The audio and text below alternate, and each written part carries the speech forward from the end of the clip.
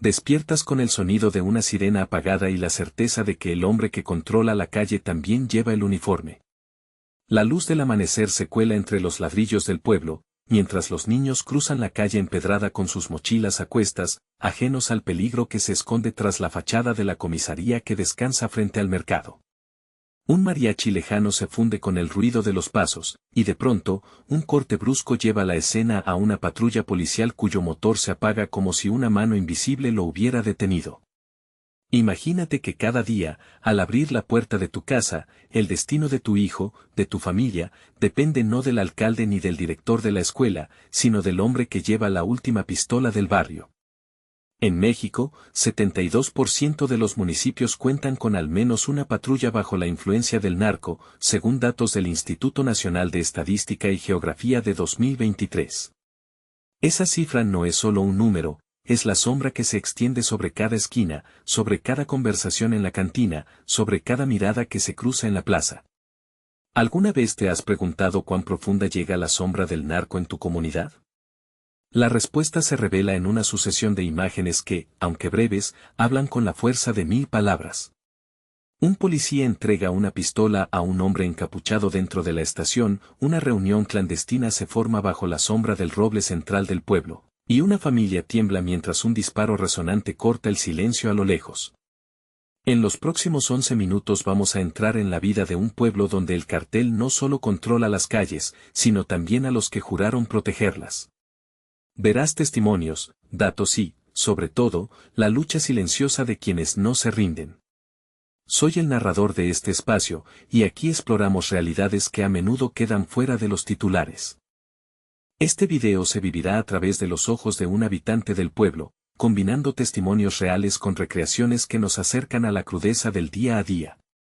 Para entender cómo llegamos a este punto, repasemos brevemente la historia de los carteles desde los 80 hasta la fragmentación actual.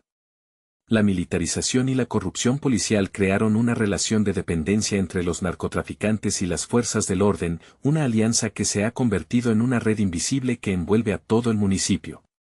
Situemos el caso en un municipio ficticio llamado San Rodolfo, inspirado en datos reales de varios estados como Sinaloa, Michoacán y Guerrero. Un mapa muestra una población de alrededor de 10.000 almas, con un índice de violencia que supera la media nacional. Allí, la comisaría no es solo un edificio, es el corazón de una estructura que late al ritmo de la droga. Al final de este video sabrás cómo el cartel infiltra a la policía, qué hacen los vecinos para resistir y qué puedes hacer tú para apoyar la causa. Entramos ahora al corazón del pueblo, a la calle principal, donde todo comienza. Un oficial de uniforme azul camina con paso firme, pero su mirada está cargada de una mezcla de temor y deber.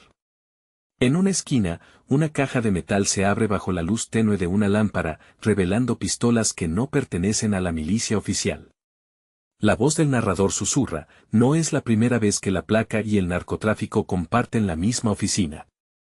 El sonido de un susurro se mezcla con el crujido de los pasos, y la cámara sigue al oficial mientras entrega la caja a un hombre de traje negro, cuyos ojos reflejan la certeza de un poder que trasciende la ley. Los vecinos observan desde sus ventanas, algunos con la cabeza gacha, otros con una determinación que solo nace del miedo. En la plaza, una reunión clandestina se forma bajo la sombra del árbol centenario. Los presentes no hablan de política, hablan de sobrevivir. Uno de ellos, con la voz temblorosa, cuenta cómo la policía llegó a su casa una noche, no para proteger, sino para cobrar una deuda que el cartel había impuesto.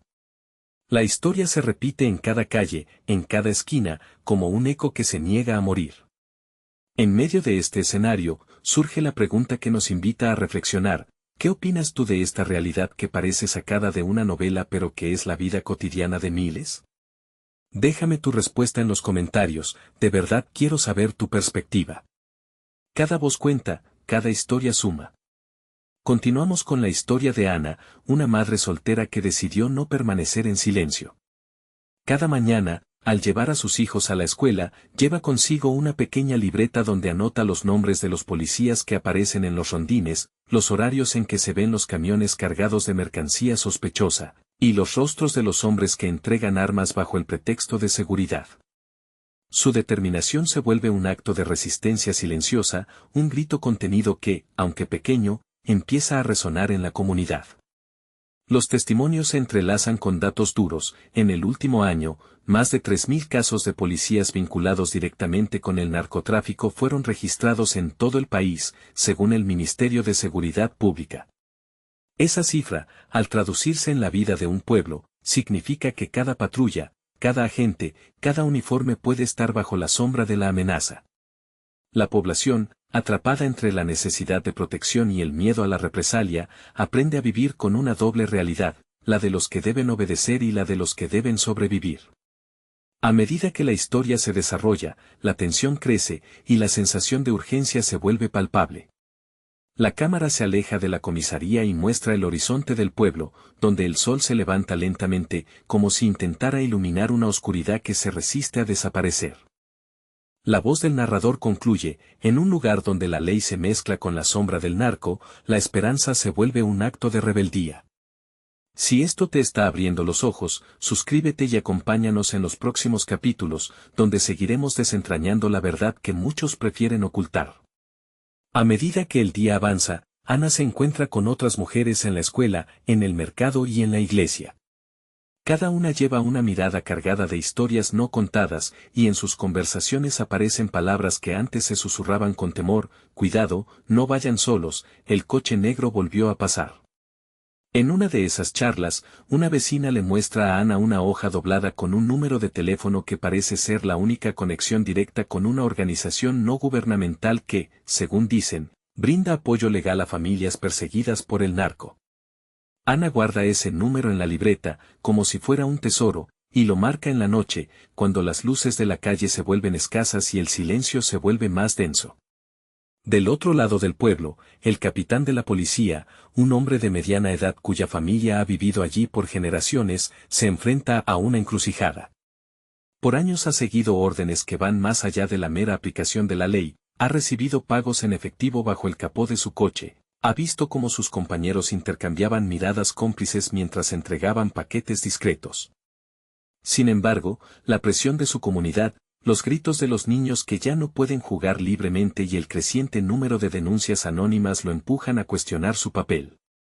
En una noche de lluvia, el capitán se sienta frente a la mesa de su casa, abre la libreta de notas que había mantenido desde su ingreso a la fuerza y comienza a tachar los nombres que aparecen en los reportes de la gente. Es un gesto pequeño, pero simboliza una voluntad de romper con la corriente que lo arrastra. En la plaza central, bajo la sombra de una vieja cantera, se reúne un grupo de jóvenes que, bajo la apariencia de una asociación cultural, organizan talleres de arte y música. Entre pinceles y acordes de guitarra, comparten historias de familiares desaparecidos, de amigos que fueron reclutados contra su voluntad y de la constante amenaza de represalias. Uno de los jóvenes, llamado Luis, lleva una cámara que ha conseguido para documentar los hechos. Su objetivo es crear un archivo visual que muestre al resto del país lo que ocurre en su comunidad, con la esperanza de que la exposición genere presión y, eventualmente, cambios reales. Cada clip que graba lleva una voz en off que recuerda al espectador que la violencia no es un fenómeno aislado, sino parte de una red que se extiende más allá de los límites del pueblo. A través de los testimonios recopilados, se revela un patrón inquietante: las patrullas que antes patrullaban las calles con uniforme impecable ahora aparecen en los recorridos de los camiones de carga, deteniéndose en lugares donde se intercambian paquetes sospechosos. Los residentes describen cómo algunos oficiales, bajo la excusa de control de tráfico, obligan a los conductores a bajar la carga, inspeccionarla y, a veces, entregarla a terceros sin que nadie haga preguntas. En una entrevista, un taxista relata cómo una noche fue detenido por dos oficiales que le exigieron que entregara una pequeña bolsa de papel. El hombre, temeroso de perder su licencia y su sustento, obedeció. Al día siguiente, la bolsa había desaparecido y la policía nunca volvió a preguntar. Este tipo de situaciones genera una atmósfera de desconfianza que se infiltra en cada rincón del pueblo. Los niños, al crecer, aprenden a distinguir entre la placa brillante y el gesto sospechoso que la acompaña. Los comerciantes, al abrir sus puertas, evalúan rápidamente si el cliente lleva una insignia visible o si su mirada revela una posible afiliación. La vida cotidiana se vuelve un juego de señales, un constante cálculo de riesgos y beneficios. Sin embargo, la resistencia no se detiene allí. En una casa al final de la calle principal, un anciano llamado don Ernesto, veterano de la Revolución, ha convertido su jardín en un refugio para los niños que necesitan un espacio seguro. Allí, bajo la sombra de los nopales, organiza actividades de lectura y cuenta historias de héroes que lucharon contra la opresión. Cada relato es una metáfora encubierta que inspira a los más jóvenes a imaginar un futuro sin miedo. Cuando la gente del pueblo ve a esos niños jugar sin temor, siente una chispa de esperanza que, aunque tenue, ilumina la oscuridad que el narcotráfico intenta imponer. La combinación de estos actos, desde la libreta de Ana hasta la cámara de Luis, crea una red de resistencia silenciosa que, aunque frágil, demuestra que la voluntad colectiva puede desafiar incluso a los poderes más arraigados. Cada anotación, cada video, cada historia contada en la plaza, suma puntos en un mapa de alteración que, con el tiempo, puede convertirse en una ruta de escape para la comunidad. Es un proceso lento, pero la historia nos enseña que los cambios duraderos nacen de pequeños gestos repetidos con constancia. Al cerrar este segmento, la cámara vuelve a enfocarse en la cara del capitán mientras revisa su libreta, ahora con una marca roja al lado de los nombres que decide denunciar. La luz del atardecer baña su rostro, revelando una mezcla de cansancio y determinación. La voz del narrador recuerda, en un entorno donde la ley se ha vuelto un espejo distorsionado, la verdadera justicia surge de la valentía de quienes deciden alzar la voz, aunque sea en susurros. ¿Qué piensas tú de la forma en que la comunidad está enfrentando esta situación? ¿Crees que acciones individuales pueden marcar una diferencia real? Déjalo en los comentarios, me interesa mucho conocer tu perspectiva. Si este relato ha despertado en ti una nueva visión sobre la lucha contra la influencia del narcotráfico en los pueblos, te invito a compartir este video con quien creas que necesite escuchar estas voces. Cada vez que alguien se une a la conversación, se fortalece la cadena de apoyo que puede, algún día, romper los grilletes de la sombra. Gracias por acompañarnos en este viaje, sigue atento a los próximos episodios donde profundizaremos en las estrategias que están usando otras comunidades para recuperar su autonomía y, sobre todo, para devolver la paz a sus calles.